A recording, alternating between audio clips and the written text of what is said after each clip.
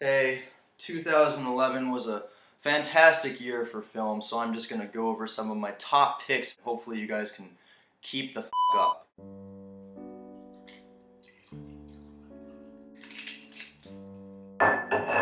First of all, you can follow me on Twitter because that's where I recommend a lot of films and show trailers and all of that. So my absolute favorite film from all of 2011, and I saw a lot of in the theaters, was absolutely Mr. Popper's Penguins. Now I didn't actually see it, but I know that it's better than Cracks, which was this like costume drama with a bunch of girls talking. It's like blah blah blah. Completely like boring. All it was dialogue and don't see Cracks. Terrible. Next up we have Apollo 18, which I did see.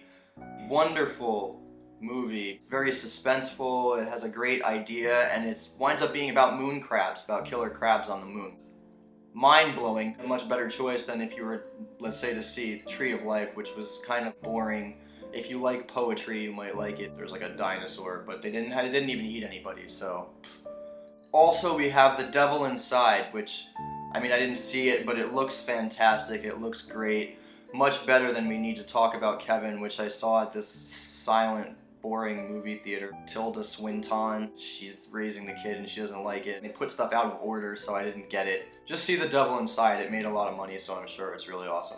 Another film I just adored from last year was Human Centipede 2. Now, I didn't actually see it, but I saw the first one, so I know that the sequel will be overflowing with class and wisdom and intellectualism. Much more so than The Skin I Live In, which is in Spanish with subtitles, so that. Someone's in the backyard. Another really just sterling example of great cinema was Transformers: Dark Side of the Moon, which I didn't actually see, but I could just tell from the trailer that it had a lot of special effects and like explosions. Much better than this piece of shit poetry I saw, which is like in Korean, so you have to read it, and it's about some old woman who wants to write poetry and she has Alzheimer's, and I was like, boring, boring. This next one is really fantastic. It's Beastly, which is, I mean, I didn't actually see, but I could already tell you it's way more romantic than Midnight in Paris, which was a Woody Allen movie, whoever that is.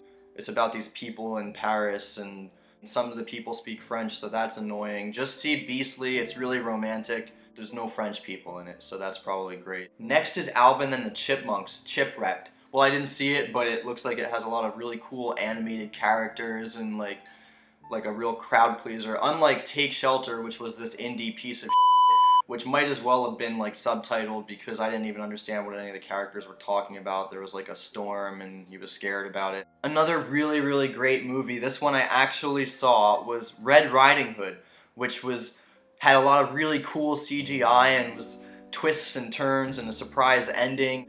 Much better than this movie Higher Ground, which was like about religion and faith, plus I saw it with this asshole, so that made it like 10 times worse. It was probably the worst movie I've seen all year. It's Higher Ground. It's about like church. Another one I really loved was Shark Night 3D. It was in 3D, so it was really cool because you could see like shark fins and like CGI sharks popping out at you. Unfortunately, there's another film now in 3D. It was called Cave of Forgotten Dreams by Werner Herzog, which was like boring. It was about a cave and people talking. I didn't get it.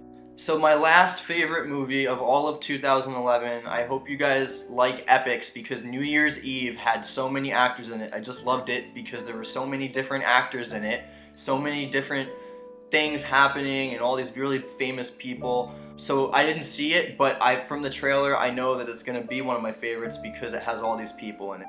These two movies, which I did see, had like no one I knew in it. It were two Canadian movies, and both of them had like French subtitles in them. One was called Heartbeats, which was French, and I didn't really want to read subtitles, so I just watched it without them, and it was just a bunch of people. Different like weird cinematography and music. I don't really get it. I didn't really understand it. I didn't even know any of the actors in it. They were just like people from Canada. This other Canadian movie, which thankfully had more English, was Good Neighbors, but it still sucked because I didn't know who any of the actors were, and it was really like mean and dark, and I just didn't really like it because New Year's Eve had a lot more famous people in it. So those were my favorite films of 2011, even though I only saw like 2 or 3 of them. These are just some other really terrible films to avoid from 2011. One was Love Crime, which was in French, so that, I don't read subtitles. Another one was Trust, that was directed by David Schwimmer, so that. Contagion was a piece of because there were no explosions. It was just like I don't even understand what was happening. It was too confusing for me.